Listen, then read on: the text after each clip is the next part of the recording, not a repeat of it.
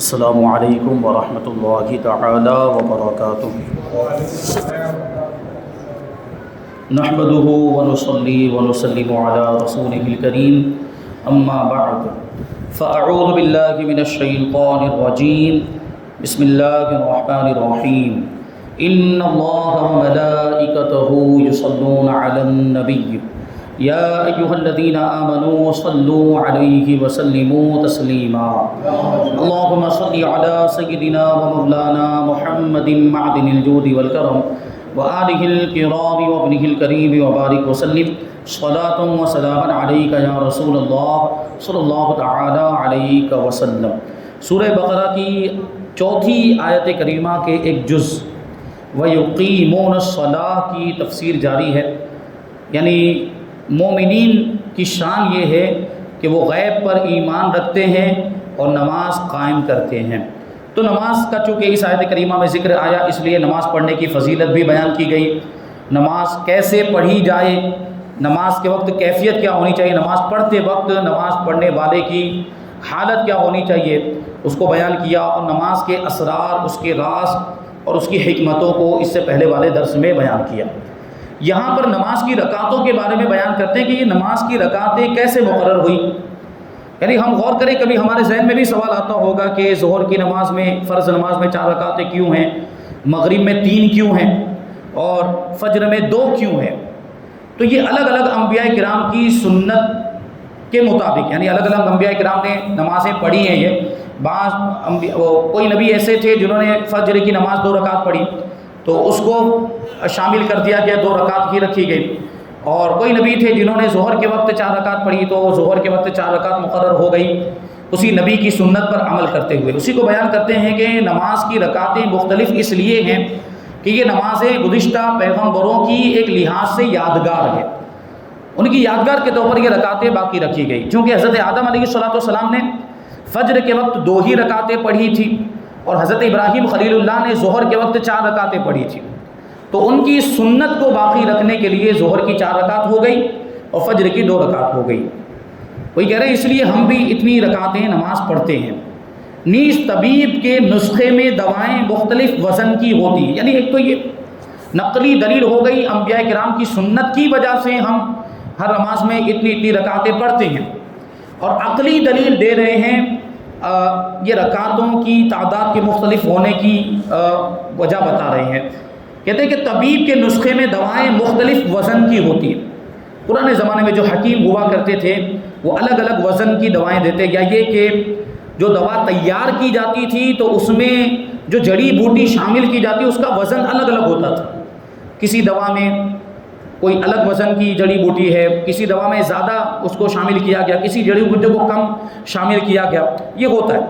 کہتے کوئی تو 2 ماشے کی تو کوئی 3 تولے کی یہ دوائیں بنائی جاتی تھی پرانے زمانے میں۔ اب تو کیا وہ انگریزی دوا عام طور پر استعمال کی جاتی ہے، ایلوپیتھک دوائیں استعمال ہوتی ہیں۔ پرانے زمانے میں یہ حکمت اور طبابت والی دوائیں استعمال ہوتی تھی تو وہ وزن الگ الگ ہوتا تھا، اور دواؤں کے یہ وزن اس کی حکمت پر مبنی ہوتے تھے، یعنی سب کی طبیعت الگ الگ ہوتی ہے۔ کسی کو کوئی دوا سوٹ کرتی، کسی کو کوئی دوا سوٹ نہیں کرتی، کسی کو زیادہ وزن والی دوا کی ضرورت ہے، کسی کو کم وزن۔ اس کو ہم اپنے زمانے کے اعتبار سے یوں سمجھ سکتے ہیں، انگریزی دوا کے اعتبار سے انگریزی دوا میں پاور ہوتا ہے، کسی کو 500 پاور کی دوا دی جاتی ہے، کسی کو 300 پاور کی دوا دی جاتی ہے، یعنی اس کی طبیعت اور لحاظ اور اس کی کیپیسٹی کے اعتبار سے کہ وہ کتنی پاور کی دوا کو برداشت کر سکتا ہے، تو اس اعتبار سے وہ دوا دی جاتی ہے، الگ الگ پاور کی دوا دی جاتی ہیں۔ تو اسی طرح نماز کی رکعتیں گویا روحانی نسخے کے یہ وزن ہے کہ کسی میں 4 رکعت ہے، کسی میں 3 رکعت ہے، کسی میں 2 رکعت ہے، کہ الگ الگ وقت کے اعتبار سے اور الگ الگ لوگوں کے اعتبار سے، لوگوں کی طبیعتوں کے اعتبار سے، زمانے کے اعتبار سے یہ رکعتیں رکھی گئی ہیں۔ یہ روحانی نسخے کے اوزان ہے۔ نیز اس جگہ پر روح البیان شریف میں لکھا ہے کہ فرشتوں کے بازو مختلف ہیں، ملائکہ کے بازو، ملائکہ کے پر مختلف ہیں، کسی کے 2 پر ہیں، کسی فرشتے کے 3 ہیں اور کسی فرشتے کے 4 پر ہیں۔ تو اللہ تبارک و تعالیٰ نے نمازوں کی رکعتیں بھی مختلف رکھی، کیونکہ یہ بھی روح کے بازو اور پر ہیں۔ نمازوں کی جو رکعتیں ہیں وہ نمازی کی روح کے لیے بازو اور پر کی حیثیت رکھتی ہیں۔ اب ہم نماز جب پڑھتے ہیں تو نماز میں ہم قبلے کی طرف رخ کرتے ہیں، قبلے کی طرف منہ کر کے نماز پڑھتے ہیں، جبکہ اللہ تبارک و تعالیٰ کی رحمت و قدرت تو ہر جگہ موجود ہے، یعنی جس طرف چاہیں اس طرف، عقل یہ کہتی ہے کہ جس طرف چاہیں اس طرف رخ کر کے نماز پڑھنے کی اجازت ہونی چاہیے، کیونکہ اللہ کی رحمت تو ہر جگہ ہے، ہم جدھر چاہیں رخ کر کے نماز پڑھ لیں۔ تو اس میں ایک تو یہ بات ہوگی کہ افراتفری ہوگی اور نظام جو ہے وہ درہم برہم ہو جائے گا، لوگ منتشر ہوں گے، اور جماعت کے ساتھ نماز پڑھنا بڑا دشوار ہو جائے گا۔ یعنی اب آپ سوچیں کہ اگر جس طرف چاہے رخ کر کے نماز پڑھنے کی اجازت ہو اور جماعت کے ساتھ نماز پڑھنے کے لیے کھڑے ہوں، اور کوئی ادھر رخ کر کے نماز پڑھ رہا ہے، کوئی ادھر کوئی اور، کتنا عجیب لگے گا دیکھنے میں۔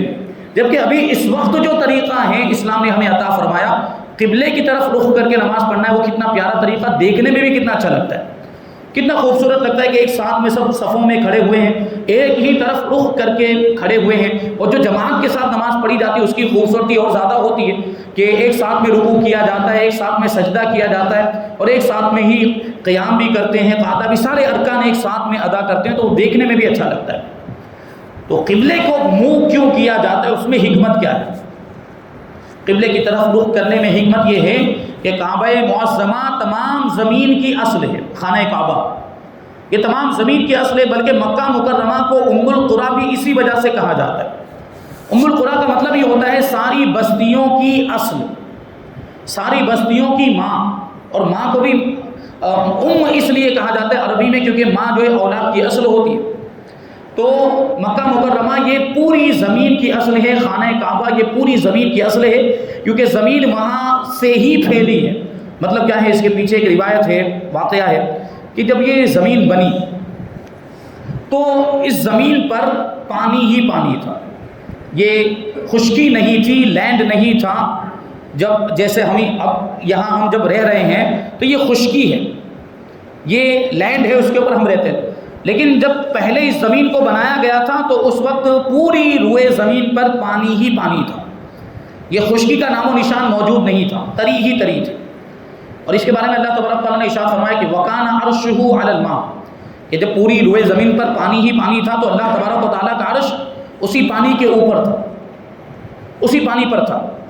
اور اللہ تبارک و تعالیٰ نے پہلے جنات کو پیدا کر دیا تھا، پہلے فرشتوں کو، دوسری مخلوقات کو پیدا کر دیا تھا، انسان کو بعد میں پیدا کیا۔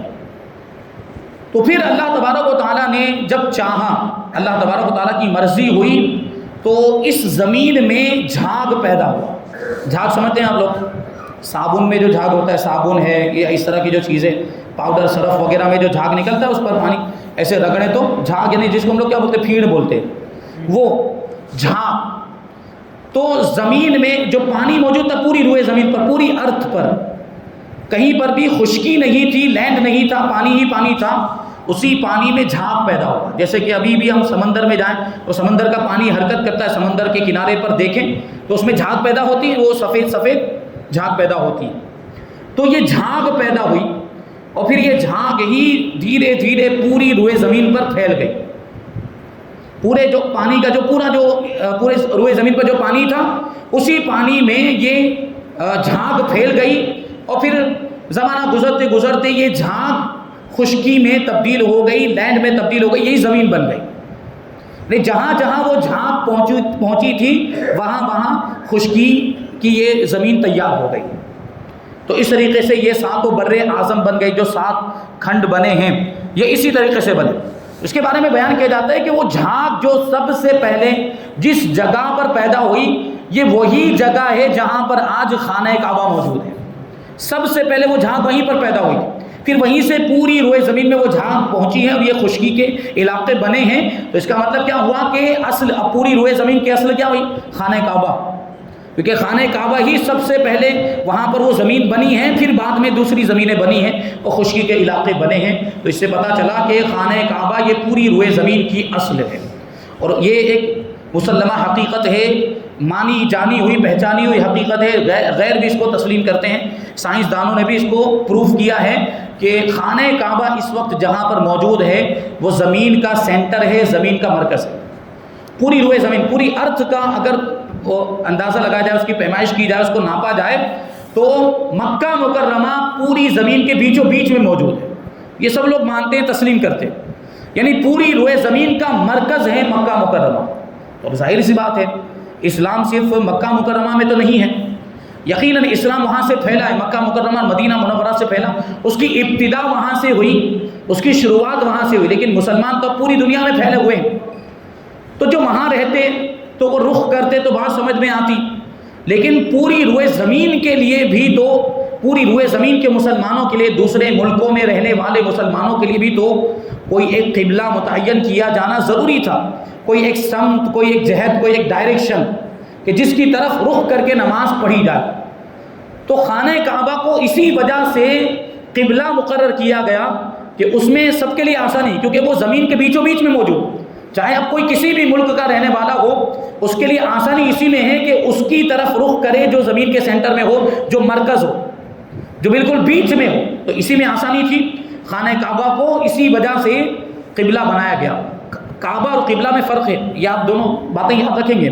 کعبہ مطلب جو خانہ کعبہ کی عمارت ہے، جو اصل عمارت جو چوکور شکل میں موجود ہے، اس کو خانہ کعبہ کہا جاتا ہے، اسی کو بیت اللہ کہا جاتا ہے، اس کو کعبہ شریف کہا جاتا ہے۔ لیکن قبلے کا مطلب کیا ہوتا ہے؟ قبلہ الگ چیز ہے۔ قبلہ تو ہم وہ جیسے کوئی بڑی شخصیت کو بھی قبلہ کہہ دیتے ہیں، کہتے ہیں فلاں صاحب قبلہ، ان کے نام کے آگے لگتا ہے قبلہ، تو بھی وہاں بھی قبلہ، تو وہاں قبلہ کا پھر مطلب کیا ہوگا؟ تو اگر ہم قبلے کے مطلب کو سمجھ لیں گے تو وہ بات بھی واضح ہو جائے گی۔ قبلہ کا مطلب ہوتا ہے توجہ کا مرکز۔ قبلہ، لفظ قبلہ کا مطلب کیا ہوتا ہے؟ توجہ کا مرکز، یعنی جس کی طرف توجہ کی جائے، جس کی طرف رخ کیا جائے، تو خانہ کعبہ کی طرف ہم رخ کرتے ہیں، اس لیے اس کو بھی قبلہ کہا جاتا ہے۔ اور علماء کرام، پیران اعظام، مشائخ اعظام، بڑی شخصیتیں، دینی ہستی کوئی ہو جو قابل تعظیم ہستی ہو، تو ہم ان کو بھی قبلہ کہتے ہیں۔ کیوں؟ کیونکہ وہ بھی ہماری توجہ کا مرکز ہوتے ہیں۔ کوئی بڑے عالم صاحب ہیں، کوئی بڑے پیر صاحب ہیں، تو وہ سب کی توجہ کا مرکز ہوتے ہیں کہ نہیں، سب ان سے ملاقات کرنے کے لیے آتے ہیں، ان کی زیارت کرنے کے لیے آتے ہیں، ان سے مصافحہ کرتے ہیں، ان کے ہاتھ چومتے ہیں، وہ ہماری توجہ کا مرکز ہوتے ہیں، اس لیے ان کو بھی قبلہ کہا جاتا ہے۔ تو قبلہ اور کعبہ میں یہ فرق ہے۔ خانہ کعبہ کو اسی وجہ سے قبلہ بنایا گیا کیونکہ وہ پوری روئے زمین کی اصل ہے، اور زمین وہیں سے پھیلی ہے، اور وہ کیسے پھیلی اس کو میں نے آپ کے سامنے واضح کیا۔ اب اگر اس میں ایک مسئلہ بھی آپ جان لیں کہ اگر کوئی وہاں موجود ہو، یعنی مسجد حرام کے اندر موجود اور خانہ کعبہ کو دیکھ رہا ہو، خانہ کعبہ بالکل اس کے سامنے ہو، تو اس کے لیے لازم اور ضروری ہوگا کہ اس عمارت کی طرف رخ کرے، خانہ کعبہ کی عمارت کی طرف رخ کرے، بالکل جو اس کو سامنے نظر آ رہا ہے، یہ اس کے لیے لازم اور ضروری ہوگا۔ اور جو لوگ خانہ کعبہ کو دیکھ نہیں رہے، جیسے ہم ہندوستان میں موجود ہیں، ہمیں یہاں سے خانہ کعبہ نظر نہیں آ رہا، تو ہمارے لیے کیا ضروری ہے کہ ہم اس کے ڈائریکشن میں رخ کریں، یعنی جس ڈائریکشن میں خانہ کعبہ موجود ہے، جس سمت میں، جس جہت میں خانہ کعبہ موجود، ادھر ہمیں رخ کرنا ہے۔ تو ہمارے لیے وہ ڈائریکشن کیا ہے؟ مغرب کی ڈائریکشن، پچھم، ویسٹ کی جانب ہمیں، کیونکہ ہمارے لیے ہندوستان والوں کے لیے ویسٹ میں، مغرب میں خانہ کعبہ موجود ہے، مکہ مکرمہ موجود ہے، اس لیے ہم ادھر رخ کرتے ہیں۔ اور خانہ کعبہ کو قبلہ بنایا گیا۔ یہ بات بھی آپ یاد رکھیں کہ جب حضور پاک صلی اللہ علیہ وسلم اور مسلمان مکہ مکرمہ میں تھے تو خانہ کعبہ کی طرف ہی رخ کر کے عبادت کیا کرتے تھے، نمازیں پڑھا کرتے تھے۔ لیکن جب مدینہ منورہ ہجرت کر کے آئے حضور پاک صلی اللہ علیہ وسلم بھی اور مسلمان، تو اللہ تبارک و تعالیٰ کا حکم ہوا کہ اب بیت المقدس کی طرف رخ کر کے نماز پڑھی جائے۔ یہ بیت المقدس ہمارا قبلہ اول ہے، مسجد اقصیٰ۔ آج جو معاملات ہیں، تازہ ترین معاملات آپ کے سامنے ہیں۔ بیت المقدس انبیاء کرام کی، فلسطین جو ہے وہ انبیاء کرام کی سرزمین ہے، اس سرزمین کو انبیاء کرام سے نسبت حاصل ہے، بڑی مقدس اور پاکیزہ سرزمین ہے، اور اسے مسلمانوں کو بھی خاص نسبت حاصل ہے کیونکہ وہ ہمارا قبلہ اول ہے۔ مطلب کیا کہ جب حضور پاک صلی اللہ علیہ وسلم اور مسلمان ہجرت کر کے مدینہ منورہ تشریف لائے تو اللہ کا حکم ہوا کہ اب بیت المقدس کی طرف رخ کر کے عبادت کی جائے، نمازیں پڑھی جائے۔ تو حضور پاک صلی اللہ علیہ وسلم نے اور صحابہ کرام نے 16 مہینے تک یا 17 مہینے تک بیت المقدس کی طرف رخ کر کے نمازیں پڑھی۔ لیکن حضور پاک صلی اللہ علیہ وسلم کی خواہش یہ تھی کہ خانہ کعبہ کو دوبارہ قبلہ بنا دیا جائے، کیونکہ بیت المقدس یہ یہودیوں کا اور عیسائیوں کا قبلہ، بہت خوش ہوتے تھے وہ جب بیت المقدس کو قبلہ بنا دیا گیا تو یہودی اور عیسائی خوش ہوتے تھے۔ دیکھو ہمارے دین کی مخالفت کرتے ہیں، یہودیت کی، عیسائیت کی مخالفت کرتے ہیں، اور ہمارے قبلے کی پیروی کرتے ہیں، یعنی ہمارے قبلے کی طرف رخ کر کے نماز پڑھتے ہیں۔ یہود و نصارہ یہ طعنے دیا کرتے تھے۔ تو حضور پاک صلی اللہ علیہ وسلم کی خواہش، اور پھر یہ کہ مکہ مکرمہ سے محبت بھی، کیونکہ مکہ مکرمہ آپ کا آبائی وطن تھا، آپ کی جائے ولادت، آپ کی وہاں پر پیدائش ہوئی، آپ نے اپنی عمر کا اکثر حصہ مکہ مکرمہ میں گزارا تھا، یعنی 40 سال تک اعلان نبوت سے پہلے اور 13 سال تک اعلان نبوت کے بعد تک حضور پاک صلی اللہ علیہ وسلم وہیں پر مکہ مکرمہ میں ہی رہے، اور حضور کو مکہ مکرمہ سے بڑی محبت تھی، خانہ کعبہ سے بھی بڑی محبت تھی۔ اس لیے حضور پاک صلی اللہ علیہ وسلم کی یہ خواہش تھی کہ خانہ کعبہ کو دوبارہ قبلہ بنا دیا جائے۔ اور وہ واقعہ آپ کو معلوم ہونا چاہیے کہ نماز کے دوران ہی یہ اللہ تبارک و تعالیٰ کا حکم ہے۔ حضور پاک صلی اللہ علیہ وسلم بار بار آسمان کی طرف دیکھ رہے تھے کہ قبلے کی تبدیلی کا حکم آ جائے، قبلے کی تبدیلی کا حکم آ جائے۔ بیت المقدس کی طرف رخ کر کے نماز پڑھ رہے تھے، اور اسی نماز میں وہ اکثر علماء کا مذہب یہ کہ وہ ظہر کی نماز تھی، 4 رکعت والی نماز تھی۔ 2 رکعت نماز ادا کر چکے تھے اور حکم آ گیا قبلے کی تبدیلی کا کہ اب خانہ کعبہ کی طرف رخ کر لو، تو نبی پاک صلی اللہ علیہ وسلم نماز کے درمیان ہی خانہ کعبہ کی طرف پھر گئے تھے۔ اور یہ آپ کو معلوم ہونا چاہیے کہ خانہ کعبہ اور بیت المقدس یہ دونوں بالکل اپوزٹ سائڈ میں، بالکل اپوزٹ سائڈ میں۔ یہ بیت المقدس اس طرف ہے تو خانہ کعبہ ادھر ہے۔ حضور پاک صلی اللہ علیہ وسلم پہلے ادھر رخ کر کے نماز پڑھ رہے تھے، اور نماز کے دوران ہی قبلے کی تبدیلی کا حکم آیا تو حضور پاک صلی اللہ علیہ وسلم خانہ کعبہ کی طرف پھر گئے۔ تو اب کیسے ہوگا؟ اگر حضور وہیں رکے رہتے اور وہیں سے پھر جاتے تو یہ تو گڑبڑ ہو جاتی اس اعتبار سے کہ پھر نمازی امام کے آگے ہو جاتے، جبکہ نمازیوں کو، مقتدیوں کو کہاں ہونا چاہیے؟ امام کے پیچھے ہونا چاہیے۔ تو اس کے بارے میں یہ بیان کیا کہ حضور پاک صلی اللہ علیہ وسلم پھرے، اس کا مطلب یہ تھا کہ حضور وہاں سے پورا گھوم کر یہاں تشریف لائے تھے، اور صحابہ کرام بھی اسی اعتبار سے گھوم گئے، حضور کے پیچھے ہو گئے تھے، اور اس طریقے سے قبلے کی تبدیلی، یہ جو واقعہ پیش آیا ہے قبلے کی تبدیلی کا جو واقعہ پیش آیا ہے، یہ اس مسجد میں پیش آیا جس کو آج مسجد قبلتین کہا جاتا ہے۔ اور قبلتین کا مطلب یہ ہوتا ہے 2 قبلے، مسجد قبلتین یعنی 2 قبلوں والی مسجد، کیونکہ اسی میں یہ قبلے کی تبدیلی کا حکم آیا۔ حضور پاک صلی اللہ علیہ وسلم اسی مسجد میں یہ نماز ادا کر رہے تھے، اور اسی مسجد میں قبلہ تبدیل ہوا، اس کا حکم آیا، اور حضور پاک صلی اللہ علیہ وسلم گھوم گئے، پھر گئے، اور ایک عرصے تک اس مسجد میں، بعد میں وہ مسجد اس وقت موجود تھی، بعد میں ترکی دور حکومت میں اس کو خوبصورت انداز میں تعمیر کیا گیا، آج بھی وہی تعمیر موجود ہے، لیکن ترکیوں نے دونوں طرف محراب بنائی تھی۔ جیسے ہماری مسجد میں یہ خانہ کعبہ، ہماری مسجدوں میں عام طور پر جس طرف خانہ کعبہ ہے، خانہ کعبہ کی جہت میں یہ محراب بنی ہوئی تھی، محراب بنی ہوئی ہوتی، وہ مسجد قبلتین کے دونوں جانب، بیت المقدس کی جانب بھی وہ ایک محراب باقاعدہ بنی ہوئی تھی۔ جب ترکیوں نے اس کو تعمیر کیا، ترکی بادشاہوں نے جو سنی صحیح العقیدہ مسلمان تھے، ان بادشاہوں نے جب اس کو تعمیر کیا تو ادھر بھی وہ محراب بنی ہوئی تھی، لیکن بعد میں یہ سعودیوں نے، نجی حکومت نے اس محراب کو توڑ دیا۔ کون سی؟ بیت المقدس کی جانب جو محراب بنی ہوئی تھی اس کو توڑ دیا۔ ہاں ایک نشانی اب بھی باقی رکھی گئی ہے اوپر، یہ ایسے دروازہ بنا دیا ہے، محراب کو توڑ کر اس میں دروازہ بنا، اب لوگ اس میں سے گزرتے ہیں نشانی کے لیے، اسی دروازے کے اوپر ابھی چھوٹی سی ایک محراب بنی ہوئی ہے۔ تو اگر آپ جائیں وہاں پر، اللہ تبارک و تعالیٰ توفیق عطا فرمائے، سب کو وہاں کی حاضری نصیب فرمائے۔ جو لوگ گئے ہیں انہوں نے تو دیکھا ہوگا مسجد قبلتین کو، 2 قبلوں والی مسجد، وہ بڑی ہی وہ خوبصورت مسجد ہے، اور مسجد قبلتین کا مطلب ہی ہوتا ہے 2 قبلوں والی مسجد۔ تو جو لوگ گئے ان کے سامنے وہ منظر آ گیا ہوگا کہ وہ سامنے وہ ایک نشان بنا ہوا ہے، محراب چھوٹی سی بنی ہوئی ہے، ادھر بیت المقدس کی طرف جو ہے وہاں پہ ایک محراب بنی ہوئی تھی۔ تو یہ مسجد قبلتین۔ تو قبلہ خانہ کعبہ کی طرف رخ کیوں کیا جاتا ہے؟ کہ وہ زمین کی اصل ہے، کہ نمازی کا جسم اپنے اجسام کے اصل کی طرف رہے، اپنے جسم کی اصل کی طرف رہے، اپنے اجسام کے اصل کی طرف رہے۔ کیا مطلب؟ زمین کی اصل خانہ کعبہ ہے، اور انسان کا جسم بھی تو مٹی سے بنا ہے، یہ 4 چیزوں سے بنا ہے انسان کا جسم، آگ، پانی، مٹی، ہوا، اور یہ 4 چیزیں زمین سے، مطلب زمین سے تعلق رکھتی ہیں۔ تو اس وجہ سے جو ان کی اصل ہے اس کی طرف جسم متوجہ ہونا چاہیے۔ تو اس میں اس جانب بھی اشارہ ہے کہ نمازی کا دل عالم کی اصل یعنی محمد صلی اللہ علیہ وسلم کی طرف ہونا چاہیے، یعنی جسم خانہ کعبہ کی طرف ہے اور دل کدھر ہونا چاہیے؟ عالم کی اصل۔ دیکھیں جسم خانہ کعبہ کی طرف کیوں ہے؟ کیونکہ خانہ کعبہ جسم کی اصل ہے، زمین کی اصل ہے۔ تو دل حضور پاک صلی اللہ علیہ وسلم کی طرف کیوں ہونا چاہیے؟ کیونکہ حضور پاک صلی اللہ علیہ وسلم عالم کی اصل ہے، پوری کائنات کی اصل ہے۔ حضور پاک صلی اللہ علیہ وسلم کا نور سب سے پہلے پیدا کیا گیا جب کچھ بھی نہیں تھا، زمین نہیں تھی، آسمان نہیں تھا، ستارے، فرشتے، یہ جنات، انسان، کچھ بھی موجود نہیں تھا۔ اللہ تبارک و تعالیٰ نے سب سے پہلے ہمارے نبی کے نور کو پیدا کیا، پھر اس سے یہ دوسری چیزوں کو پیدا کیا، زمین، آسمان اور دوسری مخلوقات کو اللہ تبارک و تعالیٰ نے ہمارے نبی کے نور سے پیدا کیا۔ تو پورے عالم اور پورے کائنات کی اصل کیا ہوئے؟ حضور پاک صلی اللہ علیہ وسلم ہوئے۔ تو ہمارا دل کدھر ہونا چاہیے؟ حضور کی طرف ہونا چاہیے، یعنی جسم کا قبلہ خانہ کعبہ، دل کا قبلہ حضور پاک صلی اللہ علیہ وسلم کی ذات، کیونکہ حضور پاک صلی اللہ علیہ وسلم روحوں کی اصل ہے، خانہ کعبہ جسموں کی اصل ہے، تو حضور پاک صلی اللہ علیہ وسلم کی ذات بابرکات روحوں کی اصل ہے۔ اسی لیے آپ دیکھیں گے کہ ہر نمازی نماز میں حضور پاک صلی اللہ علیہ وسلم کو سلام کرتا ہے، حضور کی بارگاہ میں سلام پیش کرتا ہے۔ التحیات پڑھتے کہ نہیں ہم لوگ؟ التحیات للہ والصلوات والطیبات، پھر کیا پڑھتے ہیں؟ السلام علیک ایھا النبی ورحمۃ اللہ وبرکاتہ، اے نبی آپ پر سلامتی ہو، اللہ کی رحمت ہو اور برکتیں ہوں۔ ہم حضور پر نماز میں سلام بھیجتے ہیں، کیوں؟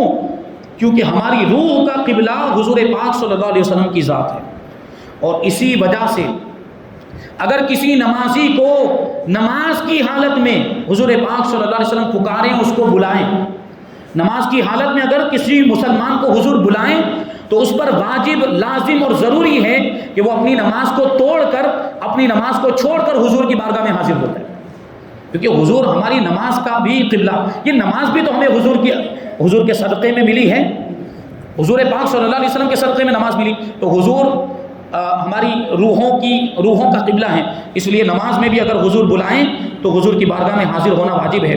یہ یہاں پر نماز کی رکعتوں کے بارے میں کچھ باتیں بیان ہوئی۔ اب اس آیت کریمہ کا اگلا جز ہے وہ ہے وَمِمَّا رَزَقْنَاهُمْ يُنْفِقُونَ، اس کا مطلب ہوتا ہے کہ ہماری دی ہوئی روزی میں سے ہماری راہ میں خرچ کرتے ہیں، یعنی ایمان والوں کی ایک اور صفت اور خوبی اور کوالٹی بیان کی جا رہی ہے کہ وہ ہمارے دیے ہوئے رزق میں سے، ہماری دی ہوئی روزی میں سے، یعنی ہمارے دیے ہوئے مال اور دولت میں سے ہماری راہ میں خرچ کرتے ہیں، یعنی زکوٰۃ ادا کرتے ہیں، صدقہ ادا کرتے ہیں، خیرات کرتے ہیں، غریبوں یتیموں کی مدد کرتے ہیں، جہاں خرچ کرنا چاہیے وہاں پر خرچ کرتے ہیں۔